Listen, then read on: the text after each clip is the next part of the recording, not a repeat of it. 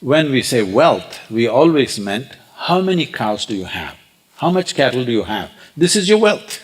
This is the wealth people have always known.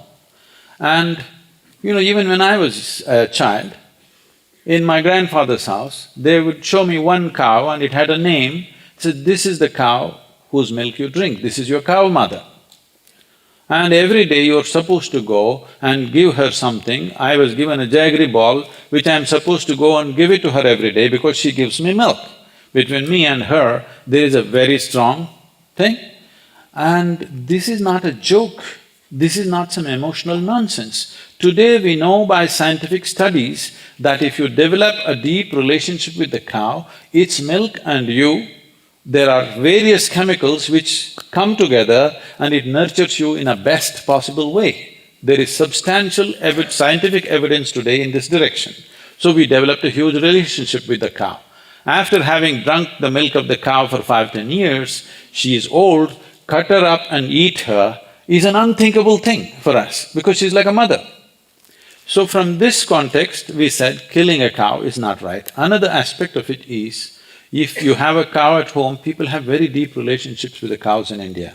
Today maybe they've all become hybrid cows, you don't notice that. But in villages, when there are cows inside the house, people have a very strong relationship. When you have this, if you are going through some kind of misery, you will see the cow will shed tears. Actually, it sheds tears. So because of this, because it has human emotion, if killing a cow and eating a cow is considered murder and cannibalism. Apart from that, today we are seeing that scientific evidence. Recently, 3 weeks ago, it was on the Time magazine, but it's been all over the scientific this thing. They've been afraid to publish these things for quite long because of the meat lobbies in the world.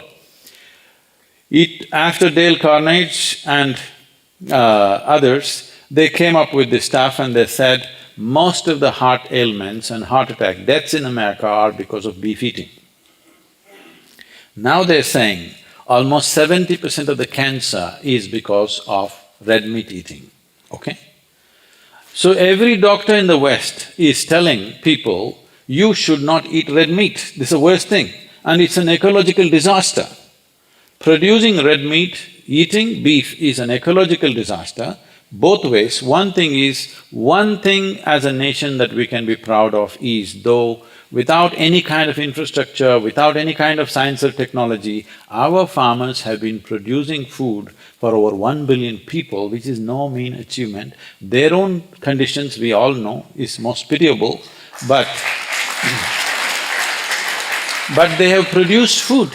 I will tell you, pick an intelligent man here, an MBA, I will give him 10 acres of very fertile land, I will give him the best seed. Let him take a crop and give it to me, the first crop, let me see. He will see how complex it is. Now, there is a knowledge of agriculture with us for over 8–10,000 years in this country. It has just come down as a samskar, not as a technology, not as a teaching. Now, the land was rich. The reason why it was rich is we never killed the animals. Today, India is the largest exporter of beef. This is not acceptable. This is not acceptable. Somebody wants to eat something in this country, leave it. The wrong approach is just this. We should not definitely be a beef exporter because we will destroy the land. We will not be able to produce the food that we are producing right now. Unless we make it… I think the government should bring a policy for every acre of land, minimum 4 to 5 animals must be there. Otherwise, we will kill the soil, we will kill the future of this country. It is in that context we have to look at, not in terms of religion. If anybody wants to look at this carefully, we must understand the Hindu religion as we know it has no restriction about eating this or not eating this. It is just that it is a cultural emotion because we have seen the cow as a second mother because we drink the milk of the cow. I want to stay with this for a minute.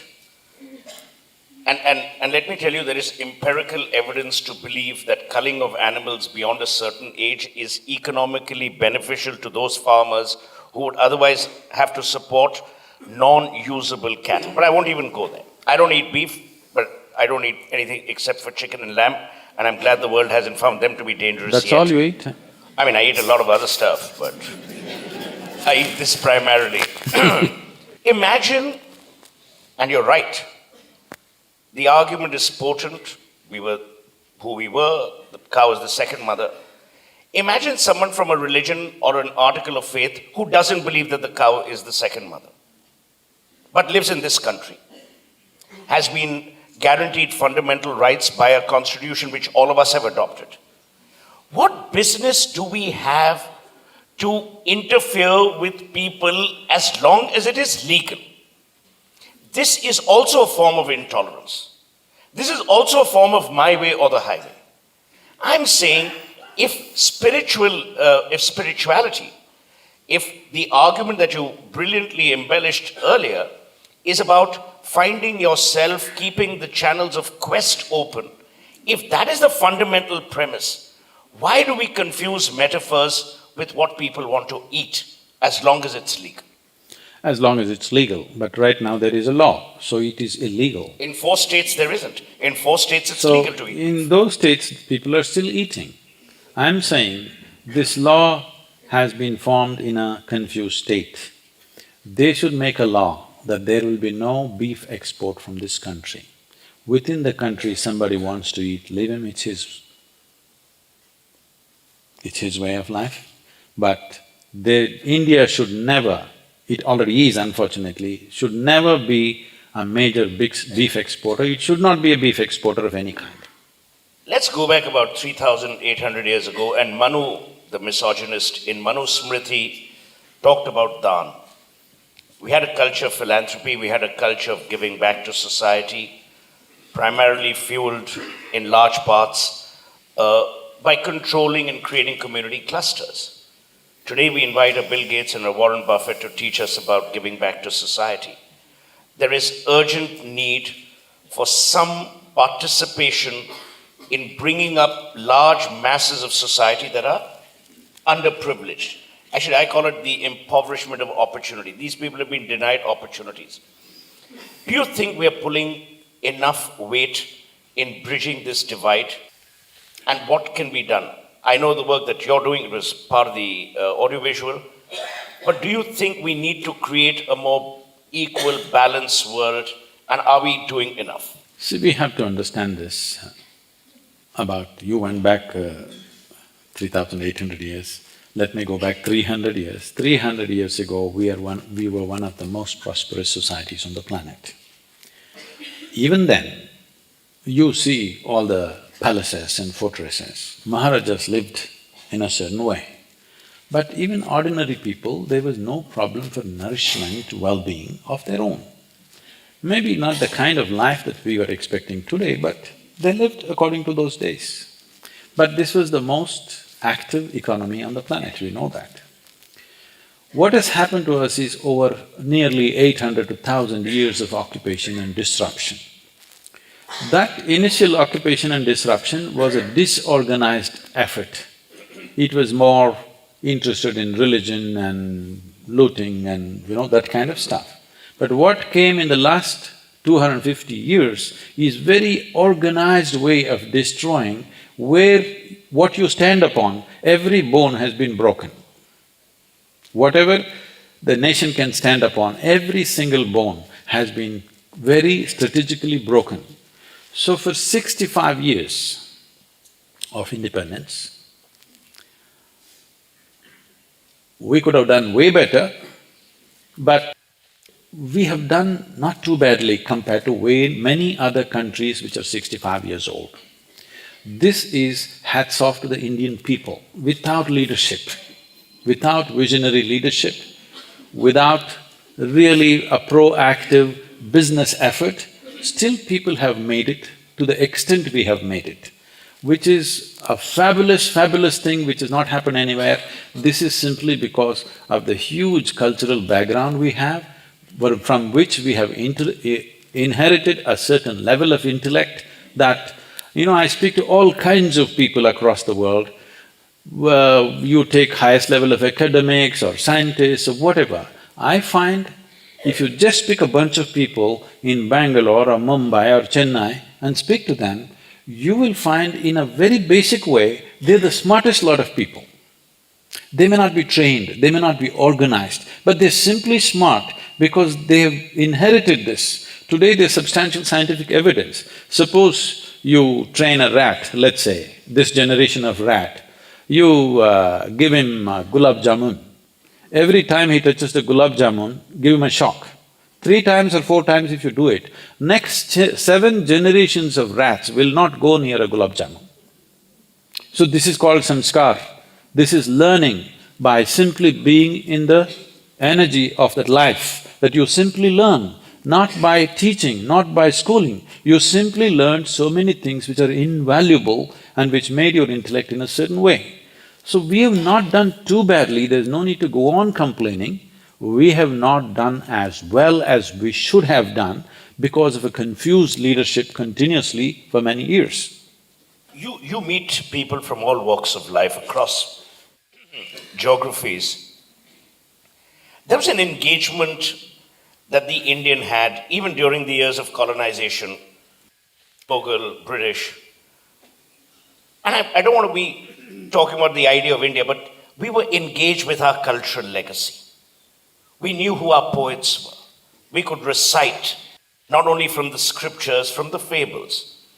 We knew the Dinkars, the Niralas, we celebrated the Vijay Tendulkars, the Badal Sarkars, we celebrated Tagore and Ray. Somehow, that cultural engagement seems to have gone asunder.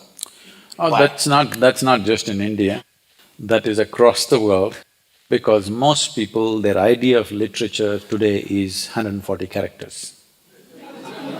That means we are working hard to become bird-brained so that we can only tweet. How many Twitter followers does Sadhguru have? No, but seriously, don't you believe somewhere there's No, this missing that link? delinking is not just in India. You must see the kids in American schools. It's another world. That way, you must be glad the way your children are in this country. Really, I'm talking. Just about 7 months ago, I was invited to school in Tennessee. I went. These are all 16, 17-year-old boys and girls. They've grown huge, okay? They're all on animal protein and animal hormones. So, Beef steak, beef steak. no, those animals have been pumped with all kinds of things, all right? They've grown huge for their age. They're walking like this, you know. I really… tears came to me. Why are they walking like this? Without any sense of humanity, without any sense of regard or respect for life around you, just the way you walk. There is no… at least still our children still are there, I don't know how long they will stay that way, because we are desperately trying to Americanize ourselves. It's very, very important. This culture, the most important thing in this culture has always been the development of the individual human being. We never talked about transforming societies. Revolution has never been an idea in this country because many people have tried and failed, you know, because revolution is not there in the culture. Here, our idea of revolution is, I want to change, this is a revolution. When we started this movement of inner engineering 33 years ago now, I call this the silent revolution of self-realization. Because I want to change you is not a revolution, it's an eternal problem. I am willing to change, this is a revolution. I am willing to change is a revolution. So in this country, always it's been about self-transformation. It's not about changing you or somebody else or the society, because there is no such thing as society, it's just a word. There's only you and me. If you and me are transformed, you don't have to transform the nation or the society. There's no such thing, these are just words. So self-transformation has always been the focus of this nation. Now we kind of sort of lost that focus a little bit, we have to get that focus back. If individual human beings are transformed, why should you worry about fixing the society or the nation? I just want to end this conversation on seeking your views on two critical issues. You talk about the children of India and you know how you're still assured of their so-called sticking to the idea of India. And then you have, which you very benevolently describe as confused leadership. Where do you see India's political landscape headed? There's more fractionalism, there is more hatred, there is more debasement. We never had people abuse each other in the way we do. No, that happens only in a couple of channels. No. That's not happening on the street. On the street, there is nobody abusing each other. In Parliament they are. In Parliament they are. Political spectrum is another world. I'm saying, don't make just, as you said, just don't make 542 people as India, okay? You just walk on the streets. You walk on the streets of Mumbai, not in the elite colonies, go to the slum, walk. Will simply somebody abuse you? It's not true. If you walk with a smile on your face, everybody welcomes you. You go to any village, just walk through the village. You think people will abuse you? It's not true. It's not at all true. This is not the experience. They have not seen India, that's all. At one time I crisscrossed India on my motorcycle. I just rode into some village, some town. I just go knock on somebody's door and say, I'm hungry. Not one home ever told me, no food, get out, who are you? They always fed me. They would ask me, would you want to shower, would you want to rest for the night? Really, I slept in many homes, I ate and slept in many homes. I never asked their names, they never asked my name. I just slept there, we had a most wonderful engagement, next day morning I rode away. This can't happen in any other country, believe me.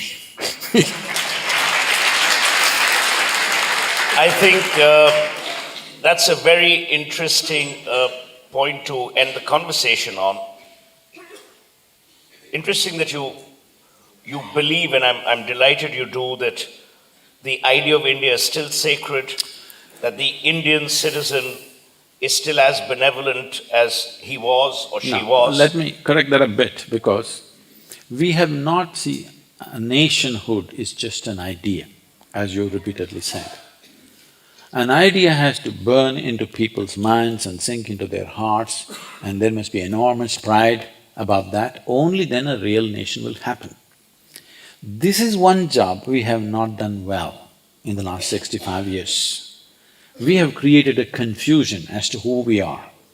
We have made it in such a way, we continued the British legacy to such an extent in the form of our education, in the form of political etiquette and the rest, that only now I'm seeing, it's quite amazing and it's amusing to see, suddenly wherever you go in the world, people are proud of being Indian. Otherwise they're slinking around to say, I'm not Indian. They're even coloring their hair blonde and don't want to look Indian. They want to look like somebody else, they would like to change their names. I meet this guy, because you're from Calcutta, I'm saying, I meet this guy, is Anirudh Bhattacharya. He's… Andy Bat. So I'm saying, this idea has to be made to reverberate in everybody. First of all, we were called Bharat. I'm not… because I know some political people have picked it up, I'm not picking in those terms. This word Bharata comes from a certain context.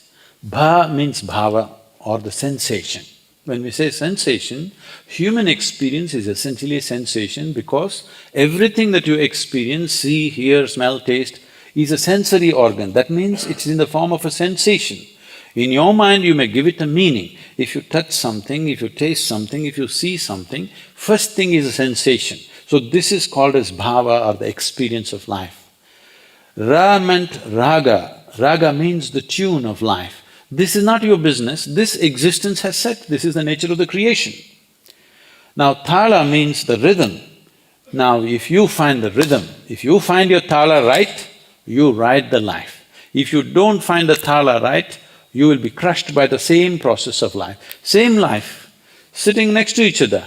One is in a state of joy, another is in a state of misery. This is an everyday thing everywhere, isn't it? This is because one has found the rhythm, another has not found the rhythm. So we said this is a nation of Bharata. That means we constantly looked at how individual human beings should find their own rhythm with the tune of the existence, then the experience of life is fantastic. When your experience of life is fantastic, you were talking about philanthropy, we don't believe in philanthropy as they are propagating it. That is coming from a certain sense of… it is a wonderful thing what they have done, it is an extraordinarily wonderful thing, whatever Bill Gates, Warren Buffett, Azim Premji and now Zuckerberg, all these people and many others, they have done a fabulous thing, unbelievable things, all right, no question about it, both in terms of their achievement and what they've given away. But leaving that aside, there is a certain sense of guilt and a certain sense of struggle in that way of doing things. Here, we always looked at it this way, if you are feeling right now wonderful, if you are feeling truly wonderful, if somebody comes to you, no matter who he is, you will be wonderful in response. If you are feeling nasty and frustrated about something, if somebody comes in front of you, you tend to be nasty to that person. So the only thing we focused on is, don't try to control your behavior, no moral, no ethics, no nothing. You just manage your interiority. If you keep this in a joyful, blissful state, you are guaranteed that you will be a wonderful human being and you will build a wonderful society. What you have to do, you'll anyway do, not because of values, but simply because of your humanity. You are trying to replace morality in the place of humanity. No, you stir up humanity which is guaranteed, because that's what you are. Morality, you give them any kind of morality, they're geniuses in finding a way around that.